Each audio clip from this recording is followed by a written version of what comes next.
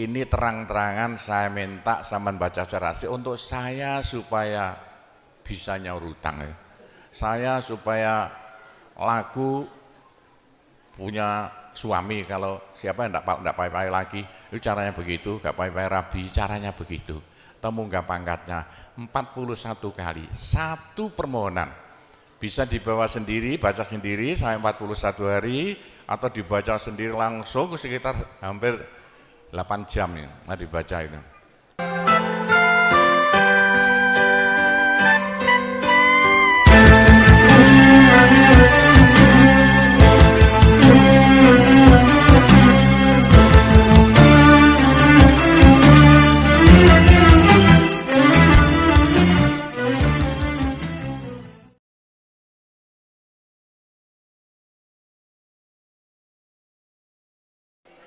Assalamualaikum warahmatullahi wabarakatuh.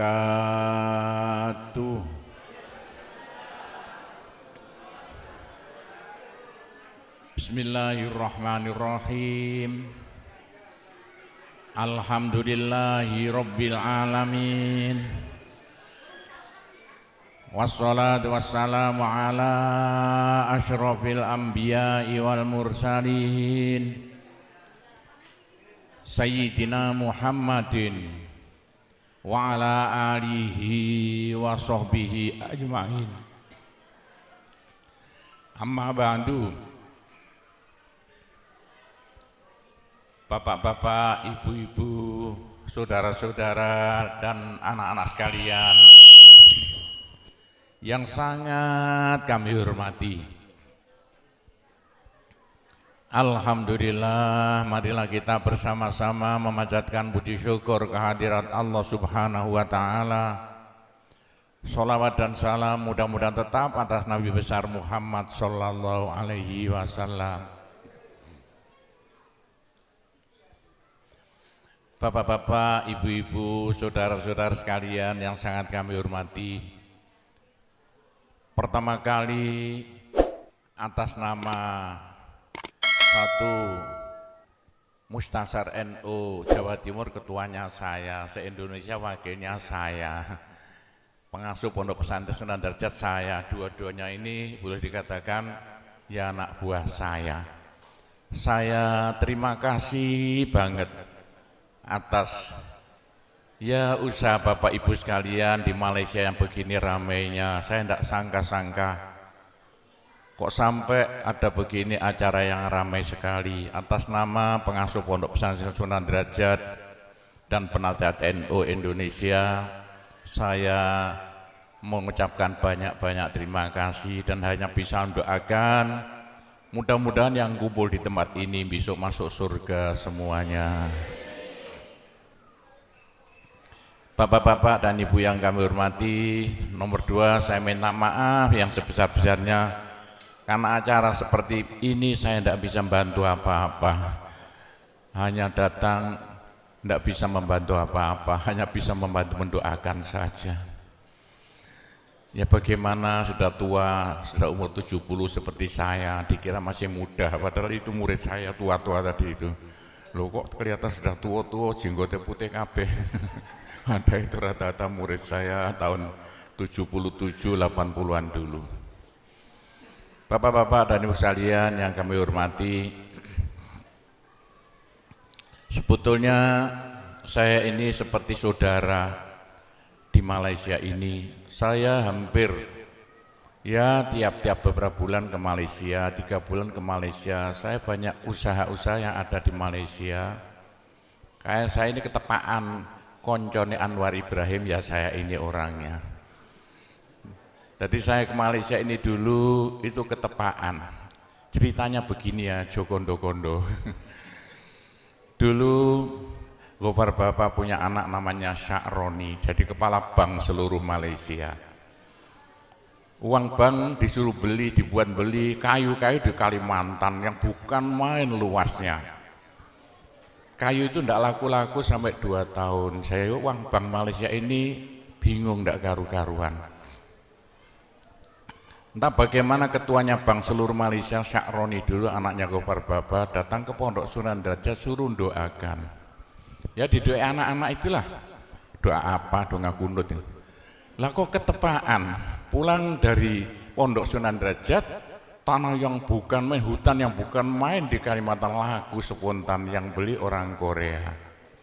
Itulah ceritanya. Seneng sekali Sya'roni. Sampai bilang pada saya waktu itu masih kesulitan uang, sekitar tahun 85. Saya mulai beli tanah, habis uang banyak sekali, utang saya banyak sekali. Sya'roni bilang, Pak Gofur, saya berhasil. Saya ingin bantu Pak Gofur, hutang Pak Gofur berapa? Saya bayar semuanya.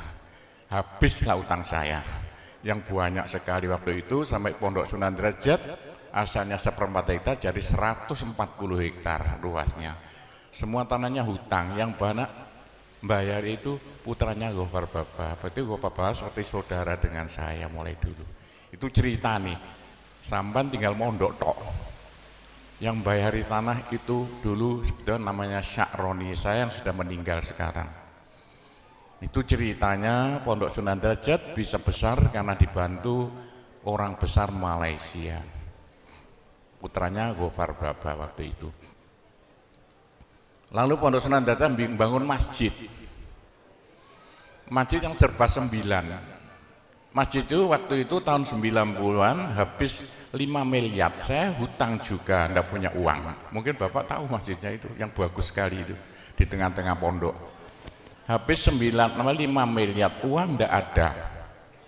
Saya hutang lagi, orang Gresik, orang bayar, 3 orang saya hutangi. Pak Gofur kalau sudah punya uang nyaur, ya. Bagaimana? Loh ternyata dadaan waktu saya wayai nyaur di Malaysia ada borongan jalan tol paling luas waktu itu tahun 90-an. Ada 48 orang yang ngerebut jalan tol di Malaysia. Salah satunya yaitu ada temannya Anwar Ibrahim, waktu Anwar masih belum dalam hukuman. Temannya datang ke Pondok Sunan Derajat, suruh doakan supaya dia menang. Alhamdulillah temannya Anwar Ibrahim menang. Karena menang, saya ditanya, punya hutang berapa? 5 miliar, habislah hutang saya. Yang nyauri orang Malaysia. Itulah ceritanya, begitu itu saya sampai bisa besar Pondok Sunan Derajat karena kendel hutang. Yang nyauri orang besar-besar Malaysia. Sekarang sudah kaya Pondok Sunan Derajat, punya pabrik banyak sekali. Itulah ceritanya Pondok Sunan Derajat dekat dengan Malaysia. Bapak-bapak, Pondok Sunan Derajat pondok tertua di Indonesia. Pondok Sunan Derajat dibangun tahun 1460-an, sudah umur 600 tahun. Pondok Jombang baru 100 tahun, Pondok Sunan Derajat sudah 600 tahun. Pondok Sunan Derajat itu satu-satunya peninggalan Wali Songo yang masih ada. Wali Songo yang paling, Wali Songo dulu bikin pondok jumlahnya 9, tapi yang 8 sudah habis. Tinggal kuburan. Satu-satunya yang asli belum dipindah ke tempat yang lain. Jadi tinggal Pondok Sunan Derajat. Itulah. Sekarang banyak orang-orang Malaysia mondok sana, tapi sayang yang mondok sana yang beling-beling itu rata-rata orang Malaysia mondok di Pondok Sunan Derajat. Itulah ceritanya Pondok Sunan Derajat. Nah, bagaimana dengan NU? Ceritanya begini ya tentang NU, yaitu sebelum Kanjeng Nabi lahir itu di Arab itu udah pecah menjadi 2, Bani Hashim, Bani Umayyah. Itu rebutan Ka'bah mulai Kanjeng Nabi belum lahir, sudah perang enggak karuan Bani Hashim, Bani Umayyah. Bani Hashim, Bani Umayyah rebutan Ka'bah. Kanjeng Nabi itu Bani Hashim. Sebab itu Kanjeng Nabi yang mungsuh itu dari Bani Umayyah. Perang Badar Bani Hashim, Bani Umayyah. Perang Uhud Bani Hashim, Bani Umayyah. Sama orang Arabnya. Kanjeng Nabi meninggal diteruskan Abu Bakar, Bani Hashim. Ceritanya panjang, tidak usah saya ceritakan Bani Hashim Umayyah. Abu Bakar meninggal diganti Umar, Bani Hashim. Lah setelah Umar meninggal diganti Bani Umayyah, diganti Utsman Bani Umayyah. Jadi Utsman itu Bani Umayyah. Tapi itu Utsman dibunuh orang Islam sama Islamnya. Mulai eker-ekeran, rebutan kekuasaan karena waktu zaman Sayyidina Umar jadi penguasa, tidak ada negara terluas di dunia itu melebihi negara waktu Sayyidina Umar jadi presiden. Hampir 3 benua dikuasai semuanya. Utsman meninggal diganti Sayyidina Ali. Ini jadi NU nanti itu, khususnya NU Wotan ya. Yang banyak mondok di Sunan Dawu wong Wotan. Itu. Jadi Sayyidina Utsman meninggal diganti Sayyidina Ali Bani Hasyim lagi. Gara-gara itulah waktu Sayyidina Ali berubah, perang Islam podo Islami antara yaitu Sayyidina Ali dengan grup dari Bani Umayyah. Sayyidina Ali meninggal dibunuh orang Islam. Itulah orang Arab paten-patenan tok itu yang jadikan nanti Islam paling banyak itu Jawa. Sayyidina Ali meninggal diganti Muawiyah. Awas sama udah hafal orang NU itu. Muawiyah waktu jadi presiden proyeknya melarang baca Sayyidina. Pokoknya semua anak orang-orang Bani Hasyim disingkirkan. Muawiyah kaya raya, meninggal diganti anaknya Yazid bin Muawiyah. Waktu Yazid jadi presiden, proyeknya membunuh anak cucu Nabi. Semua anak cucu Nabi dibunuh semuanya. Sayyidina Hasan, Masya Allah, yang begitu waktu Nabi sholat zuhur ditumpai di gulunya, Sayyidina Husain numpak di gegernya, Sayyidina Hasan diracun meninggal dunia. Anak cucu Nabi, putune Nabi itu, Sayyidina Husain dipotong kepalanya, diacung-acungkan. Ini perbuatan yang memalukan dunia. Di Indonesia enggak kira mentolo, putune Pak Harto kok ketok gulunya diacung-acung. Sayyidina Husain diacung-acung. Sama Islamnya. Gitulah ceritanya. Ceritanya begini. Untuk politik, politik itu membujui al-harbu qita'atun. Politik selalu membujui. Untuk membunuh semua anak cucu Nabi, dijanji oleh Yazid bin Muawiyah, anak cucu Nabi suruh kumpul, nanti akan dijadikan orang besar-besar. 81 yaitu di Karbala, anak cucu Nabi kumpul 81 jumlahnya. Masya Allah, waktu anak cucu Nabi kumpul di Karbala, 81 anak cucu Nabi dibantai semuanya, diketok-ketok gurune, diacung-acung dan yang memalukan Sayyidina Husain dipotong kepala, diacung-acung itu sama Islamnya. Yo karena inilah, gara-gara inilah Gusti Allah muring-muring. Sampai sama tak kandani, kalau sama sudah mulai tahu gaib-gaib, sing ngebeki swarga itu orang Indonesia. Buktikan besok kalau percaya sama saya sama Suding. Yang memenuhi swarga itu besok orang Indonesia. Indonesia Islam terbanyak di dunia. Yang ngebeki swarga itu nomor 2 wong Jawa. Sama titeni besok sing ngebeki swarga wong Jawa, bukan orang Arab, bukan orang Malaysia. Yang ngebeki swarga itu di besok itu Jawa Timur. Jawa Timur penduduknya terbanyak di Indonesia, hampir semuanya Islam. Orang Jawa Timur yang ngebeki swarga itu orang Kabupaten Lamongan. Bagaimana? Karena Lamongan itu Islamnya terbanyak di dunia. Nomor 2 se-Indonesia kabupaten terbanyak Kabupaten Lamongan, bukan Gresik. Besok yang ngebeki swarga itu adalah Kecamatan Paciran. Buktikan besok. Kenapa begitu?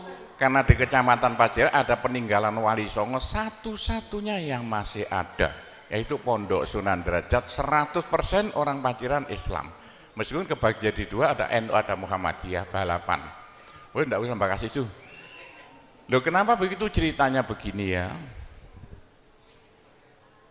Waktu pembunuhan di Karbala itu ada cucunya Nabi yang masih kecil, namanya Ali Zainal Abidin, masih umur 8 tahun. Ali Zainal Abidin itu dengan ibunya, mari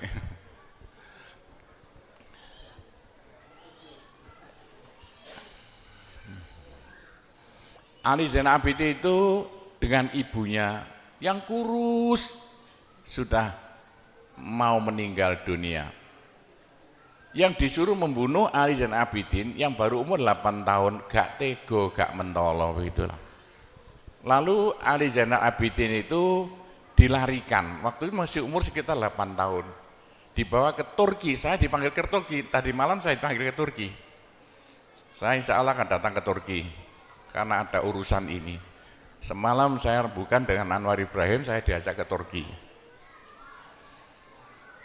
Nah, di Turki itulah cucu Nabi yang tinggal satu, semua dibunuh. Yang bunuh siapa? Bani Umayyah.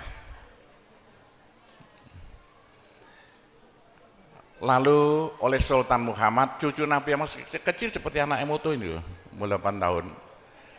Diramut sembuh, disingit no karo orang Jawa, di Rusia, di desa namanya Samarkand. Di Samarkand itulah, sama harus tahu Samarkand, besok-besok kapan sana.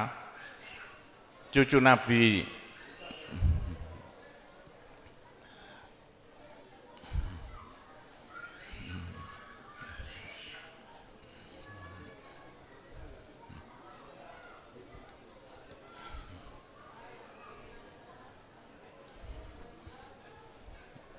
mari.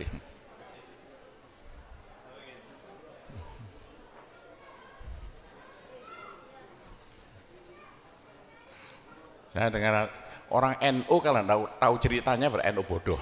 Yang bicara penasihat NU se-Indonesia, ya saya ini orangnya. Dengarkan, oh NU itu asalnya dari apa? Ya. Waktu itu Ali Zainal Abidin disingit no di perbatasan Rusia namanya desa Samarkand.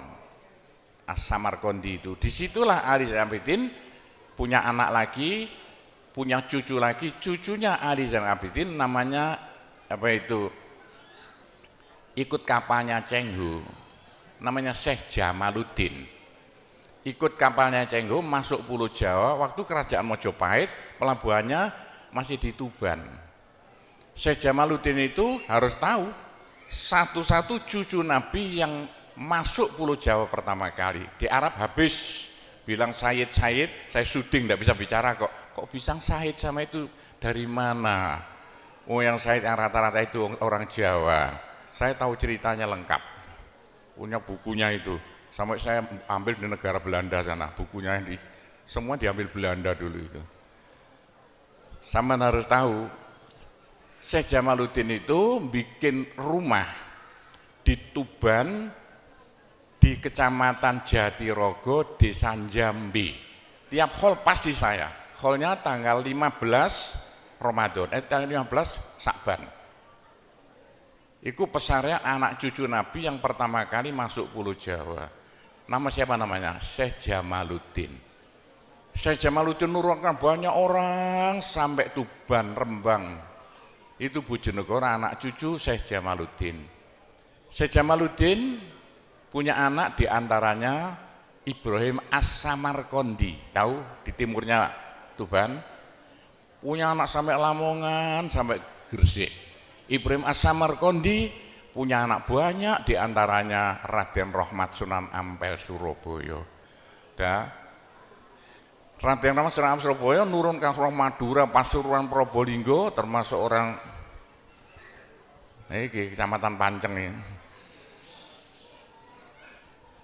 Di antara adiknya Raden Rahmat Sunan Ampel Surabaya kawin dengan Raja Mojopahit terakhir Prabu Kertawijaya, Bri Kertabumi, lahirlah namanya Raden Fatah. Jadi Raden Fatah itu ibu dari Mojopahit, keliru. Ayah dari Mojopahit, ibu dari Kanjeng Nabi. Waktu Raden Fatah jadi raja, meneruskan Mojopahit, dirubahlah kerajaan Hindu menjadi kerajaan Islam. Waktu Raden Fatah apa itu jadi rojo, bikin pondok jumlahnya 9. Pondok yang jumlahnya 9 itulah ditugaskan untuk mengislamkan Pulau Jawa pakai damai, tidak seperti di Arab Saudi itu yang diteruskan oleh NU ini. Cara-caranya itu. Pondok yang jumlahnya 9 itu sayang. yang 8 habis, tinggal kuburan. Satu-satunya peninggalan Wali Songo yang masih ada tinggal Pondok Sunan Derajat, asli belum dipindah kemana-mana. Tapi itulah saya tugasnya paling berat di Indonesia, bahkan di dunia. Karena apa? Yaitu bagian keramut peninggalan Wali Songo satu-satunya yang masih ada. Wali Songo berhasil loh, merubah dari Hindu Buddha 100% menjadi Islam tanpa perang. Orang Mekah loh masuk Islam karena kalah perang. Saya tahu kok. Orang Mekah mau masuk Islam karena kalah perang. Nah itu sejarahnya bapak-bapak sudah hafal. Satu-satunya Pulau Jawa dari Hindu Buddha 100% loh berubah jadi Islam tanpa perang. Itu ceritanya begitulah sampai cerita jadi NU ini. Loh kenapa kok Wali Songo kok jumlahnya 9? Menurut ilmu perbintangannya dalam Al-Quran wasyamsu tajri li mustaqarrin laha dzalika taqdirul azim. Jawa itu kalau menurut abjadnya ja itu 3, wa itu 6, abjadun hawa. Abjad 3 tambah 6 berapa jumlahnya? 9. Bapak itulah apa itu Jawa itu harus bikin wali jumlahnya 9, NU bintangnya 9. Apa ikut-ikutan 9 karena Jo dan Wa itu jumlahnya 9. Semua kerajaan yang ada di Jawa mesti hurufnya jumlahnya 9. Yang jumlah 9 asalnya milik Pulau Jawa. Seperti Indonesia hitung berapa? 9, Pancasila berapa? 9, Mojopahit berapa? Siliwangi berapa? 9, Sriwijaya berapa? 9, semuanya 9, Mojopahit jumlahnya 9, Singosari jumlahnya semua 9. Termasuk 9 apa? Malaysia 9 jumlahnya. Malaysia 9. Kurang 1 apa 9 itu? Bapak-bapak dan ibu sekalian yang kami hormati, itulah caranya dulu Wali Sembilan bikin pondok-pondok yang jumlahnya 9 bisa merubah Hindu Buddha tanpa gegeran menjadi Islam yang proyeknya harus sama teruskan, bukan pakai politik. Pondok Sunan tidak boleh ikut-ikutan politik. Pakai apa? Pendidikan. Caranya tiap ada susah-susah kumpul satu kampung diajak tahlilan. Ada senang-senang kumpul satu kampung diajak sholawatan. Itu caranya 9 wali dulu yang di Arab Saudi tidak ada. Begitulah ceritanya, garis besarnya caranya begitu. Loh karena waktu mojo apa itu kerajaan Demak buyar, Indonesia rebutan tidak karu-karuan supaya Indonesia jadi satu nusa satu bangsa. Gusti Allah datangkan Belanda. Belanda didatangkan untuk suatu nikmat bagi bangsa Indonesia. Kalau tidak Belanda tidak datang, tidak mungkin Indonesia dapat nikmat. Nikmat apa? Indonesia yang pecah belah jadi bukan main banyaknya kerajaan-kerajaan. Loh, setelah tahun 45 Belanda dikalahkan oleh Amerika, Indonesia menjadi satu nusa satu bangsa. Sebetulnya yang menjadikan Indonesia satu nusa itu Belanda. Belanda lari, dikejar-kejar oleh tentara dari Jepang, dari Amerika. Itulah. Jadi alhamdulillah kalau Indonesia tidak dijajah Belanda mungkin jadi kerajaan Gresik, kerajaan Bojonegoro, kerajaan Semarang gitu. Untungnya dijajah. Sekarang Indonesia itu Islam terbanyak di dunia dan caranya pakai pondok pesantren dan sekarang dari Cina datang kiainya nomor 1. Amerika sampai saya diundang ke Amerika untuk ingin merjuangkan Islam seperti di Pulau Jawa. Jadi sekarang di mana-mana ingin niru Pulau Jawa, tidak usah ikut partai politik. Partai apa saja silakan, yang penting tugas sampean semuanya kalau bisa niru pondok pesantren, bikin pendidikan Islam di seluruh Indonesia, kalau bisa di Malaysia. Yang pakai damai. Bagaimana orang Malaysia kecil-kecil bisa baca Al-Quran, doanya wudhu, doanya sholat. Tapi kalau bisa seperti di Indonesia pakai ibtidaiyah. Sekolahnya ikut pemerintah tapi yang diajarkan agama. Masya Allah kalau itu bisa nanti dikembangkan pelan-pelan di Malaysia. Pun saya temannya orang besar-besar Malaysia itu saya. Nanti boleh asal damai, tidak usah kere-keran. Bagaimana caranya? Insya Allah nanti kalau bisa akan lo menjadikan orang Malaysia besok seperti Pulau Jawa, menuhi surga. Itulah cerita garis besarnya asal usul NU yang sekarang lo dilantik di sini, asal usul Pondok Sunan Derajat, yaitu ceritanya hanya begitu, itu garis besarnya. Mungkin Bapak Ibu tanya saya, karena saya itu bagian dongo di NU itu, tentang urusan dongo sing paling mandi untuk cari uang. Nggih Bu nggih. Wah ini gue mau tak ulangi. Wong sampai kere ku saking gobloke. Lah Gusti Allah nantang sampean ud'uni astajib lakum, mintalah padaku, saya beri, saya beri. Tuhan tidak akan melayani janji, siapa yang minta pasti diberi. Doa paling mandi itu sebetulnya satu pakai Al-Quran, dua pakai zikir. Al-Quran itu singkatan kitab sak jagat. Kitab sak jagat yang jumlahnya 124.000 diperes jadi 4, Quran, Zabur, Taurat, Injil. Quran disingkat jadi surat Yasin. Bu, Pak, kalau butuh apa-apa urusan dunia, minta itu dipilah-pilah loh. Ada minta krono Allah, ada krono surga, ada krono pahala, ada karena dunia. Bahkan yang karena dunia dalam Al-Quran diutamakan. Rabbana atina fid dunya hasanah. Karena dunia dipilah-pilah, minta sapi, minta kebo, minta ayam, begitulah. Minta apa? Minta uang untuk nyaur hutang, minta supaya dagangannya laris. Itu doa paling mandi, yaitu peresan Al-Quran surat Yasin. Surat Yasin kalau untuk doa bukan main mandinya. Tapi kalau urusannya bukan main besarnya, sampean baca berulang kali sampai 41 kali. Ada rahasianya itu. Tapi ndak urut ndak apa-apa. Sekarang 2, besok 2, 20 hari dapat 41. Satu tujuan, minta supaya diberi uang untuk bayar hutang. Minta supaya dagangannya laris. Sampean baca surat Yasin 41 kali, satu tujuan. Kalau tidak mampu, kumpulkan ibu-ibu, diberi makan semuanya, suruh baca surat Yasin, tiap satu orang 2 kali, orangnya 20, atau satu orang 4 kali, orangnya 10, atau satu orang sekali, orangnya 41, kan sudah. Tapi diberitahu loh terang-terangan, Bu, ini terang-terangan saya minta sampean baca surat Yasin untuk saya supaya bisa nyaur hutang, saya supaya laku punya suami, kalau siapa yang enggak pai-pai lagi, itu caranya begitu, enggak pai-pai rabi, caranya begitu. Temu enggak pangkatnya 41 kali, satu permohonan.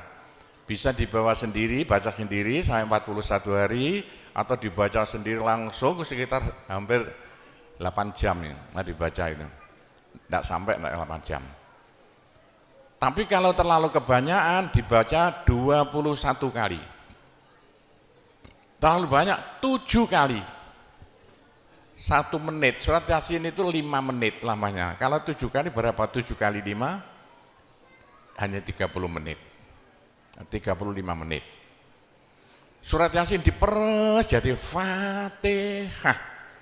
Masya Allah, Fatihah itu kalau untuk doa tidak ada tandingannya, khususnya minta uang untuk nyaur hutang. Lah Fatihah itu berapa kali? 7 kali, kurang banyak 21 kali, kurang banyak 41 kali.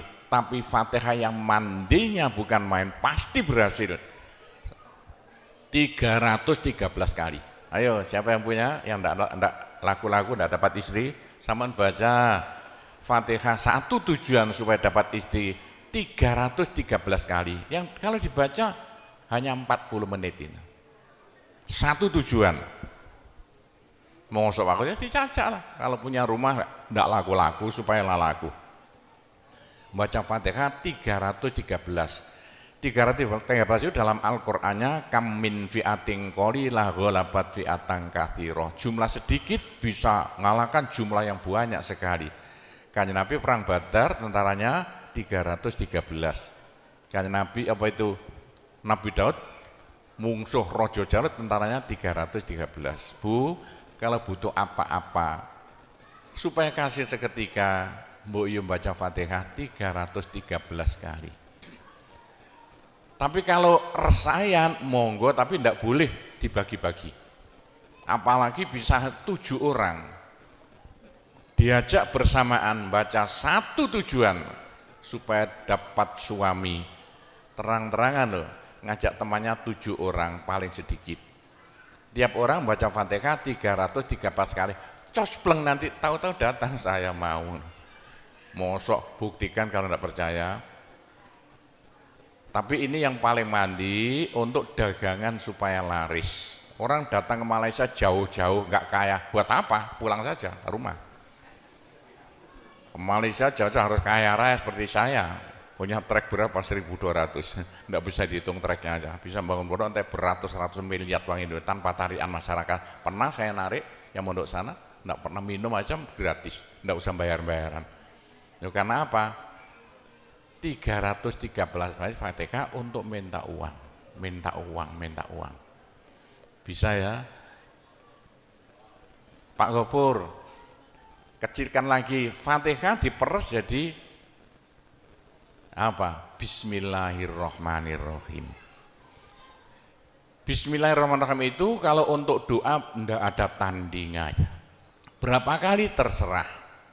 Mulai 7 kali saya berapa kali.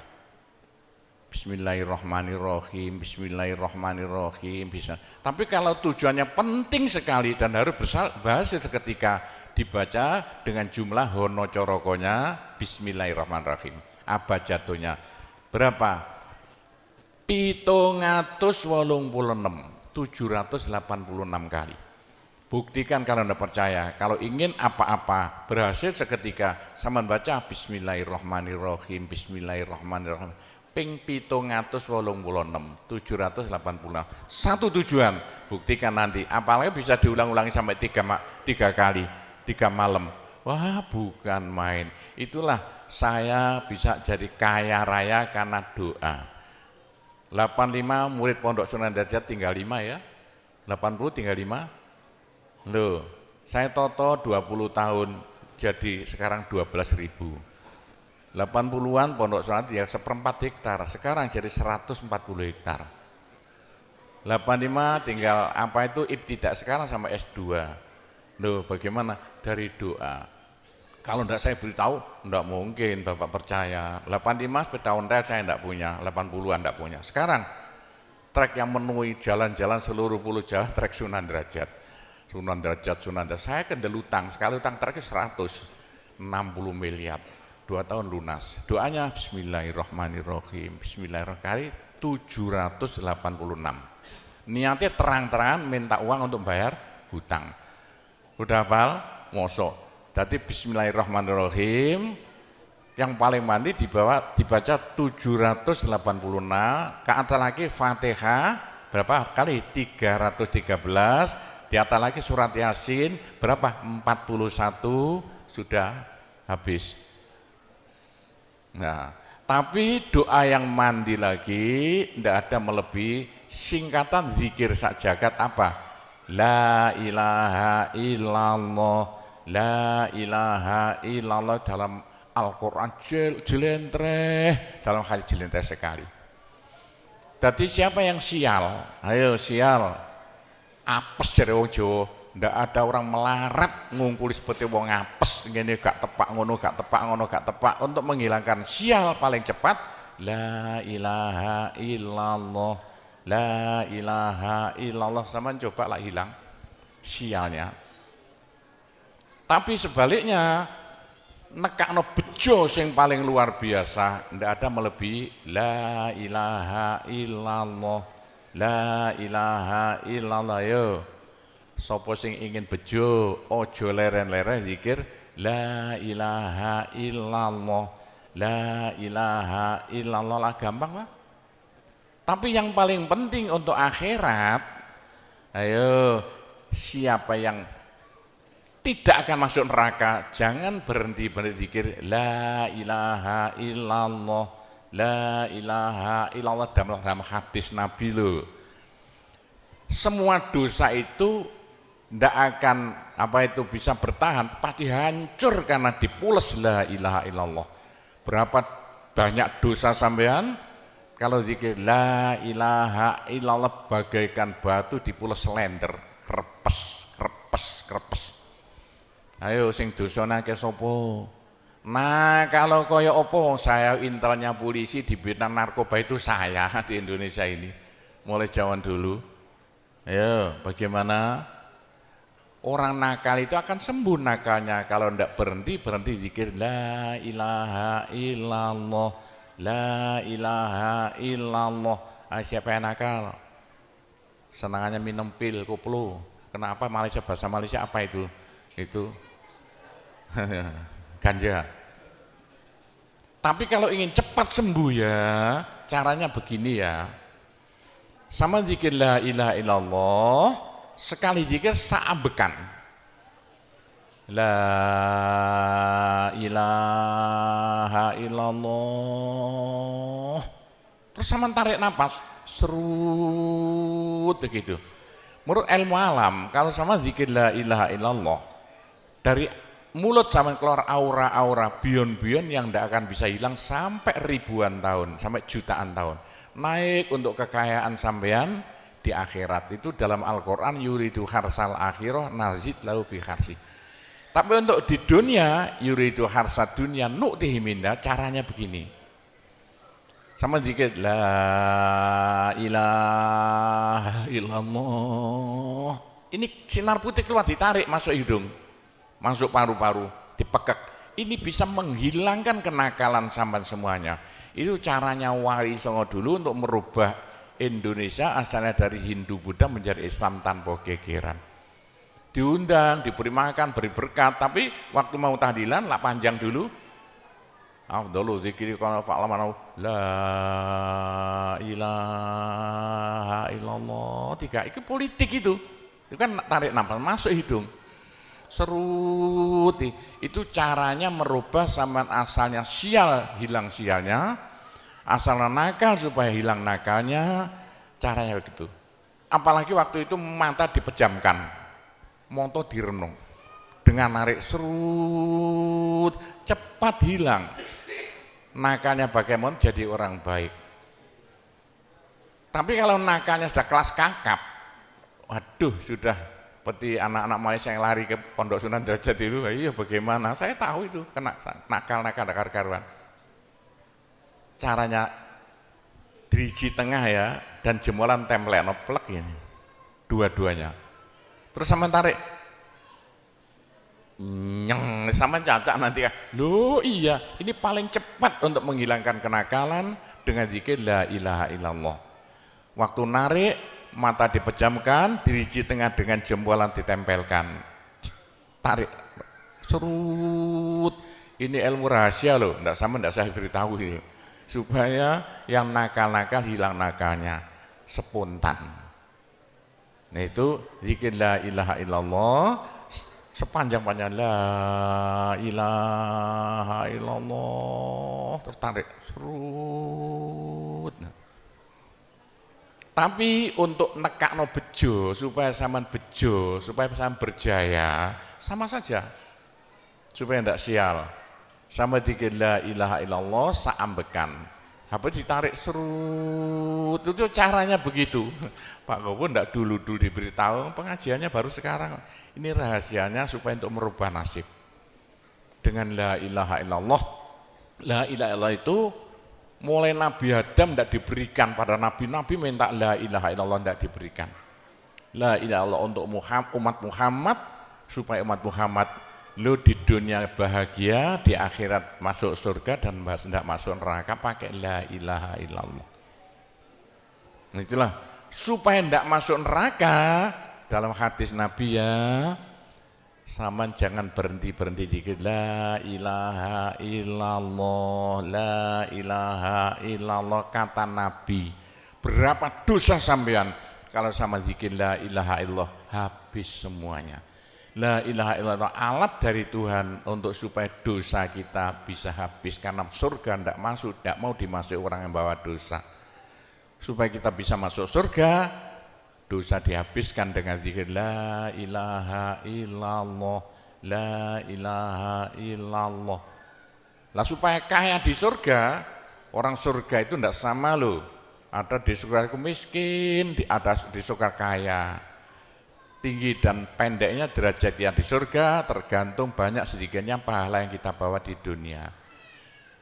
Kalau ingin kaya di surga, jangan berhenti-berhenti berzikir la ilaha illallah. Kata Nabi, semua ibadah manusia itu ditimbang besok itu. Kecuali satu yang tidak bisa ditimbang. Apa? La ilaha illallah. Malaikat tidak kuat mau ngangkat la ilaha illallah ke atas timbangan. Nah, diangkat pedet kakinya malaikatnya. Ini apa-apaan ini bekas kok begini. Teman-teman malaikat, ayo angkat bersama. Diangkat timbangannya, perek, hancur timbangannya. Wah, ini tidak usah ditimbang. Apa kata orang Jawa, gelundung naik. La ilaha illallah gelundung. La ilaha illallah gelundung. Dengar telinganya. Sudah saya beritahu begini, masih ada orang masuk neraka, bodoh itu. Masih kere di surga, bodoh namanya itu. Sudah la ilaha illallah diturunkan pada sampean supaya sampean kaya raya di surga. La ilaha diturunkan pada sampean supaya sampean tidak masuk neraka. Dah terakhir, tinggal satu terakhir, saya suruh ngomong tidak boleh panjang-panjang, nanti masih tunggu.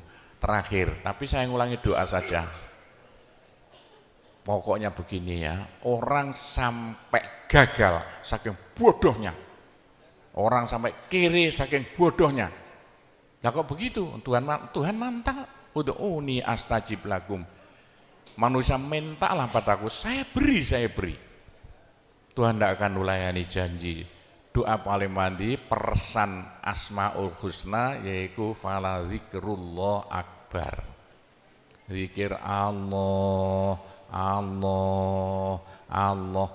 Tiap 66 kali sama minta. Tiap 66 kali sama minta.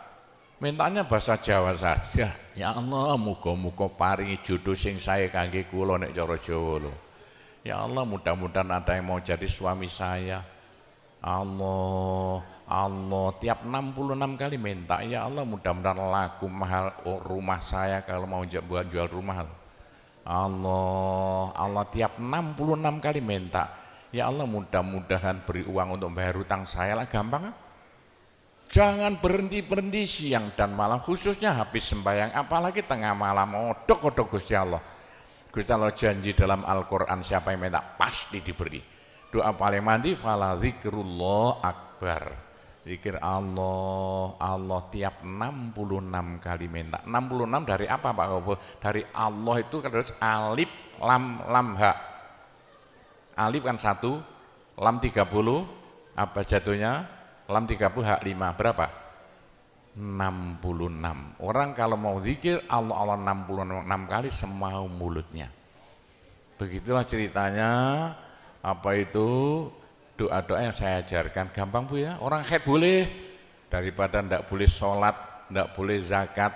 Menurut pendapat saya, orang haid zikir la ilaha illallah boleh. Meskipun ulama perselisihan, tapi kalau ikut saya boleh. Saya punya dasarnya. Orang haid kalau baca Allah, zikir Allah, Allah tiap 60 menit tak boleh. Daripada ndak boleh sholat, ndak boleh puasa, lebih baik baca doa Allah, Allah tiap 66 kali minta. Pak, saya beritahu ya, jangan bilang-bilang. Kalau saya ndak berhenti zikir Allah, Allah tiap 66 kali sampean minta.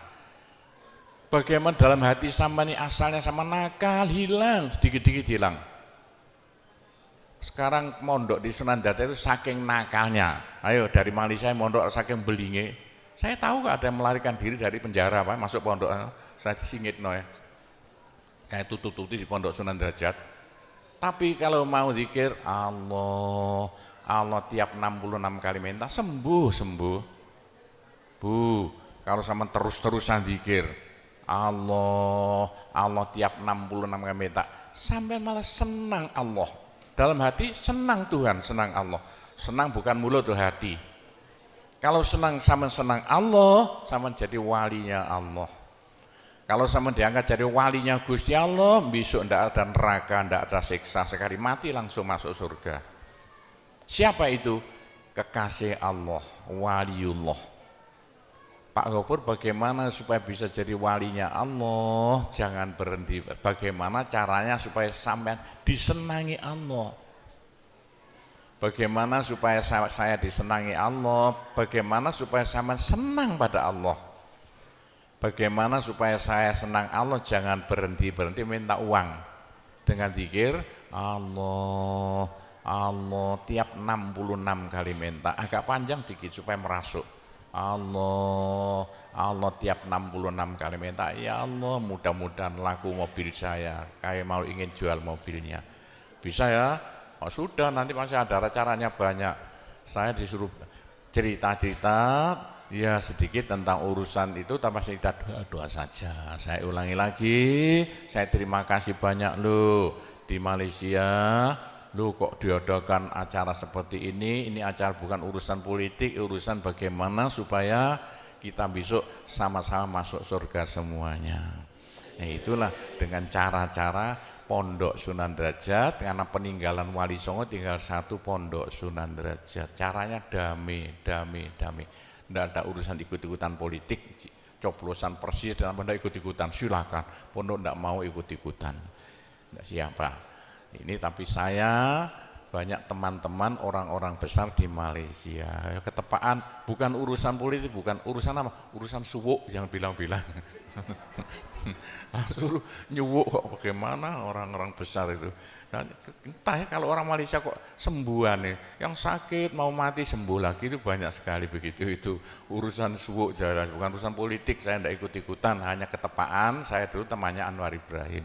Mulai dulu itu temannya Gofar Babah. Jadi ketepaan saya selalu dipanggil ke rumahnya urusan suwuk. Nah itulah, begitulah ceritanya.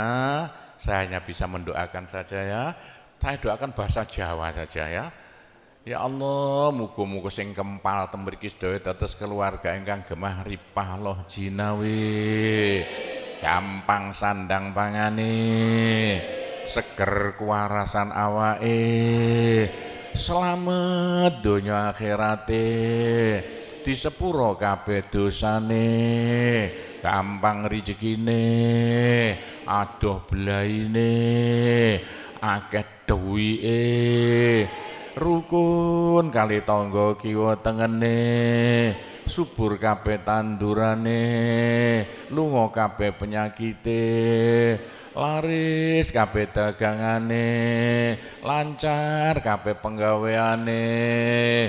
Ya Allah, muga-muga ingkang kempal mriki mbenjing gruduk-gruduk bareng-bareng mlebu swarga sedaya. Pun tambahi donga sugih dhuwit mawon.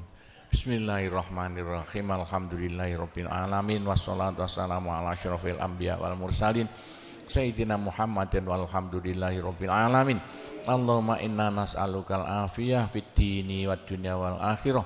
Allahumma yassir umurana kullaha wassahhil umurana kullaha wa la tu'assir alaina. Allahumma ya muhawwilal ahwal hawwil halana ila ahsanil ahwal bi haulika wa quwwatika ya kabir ya muta'al ya aziz ya mifdul.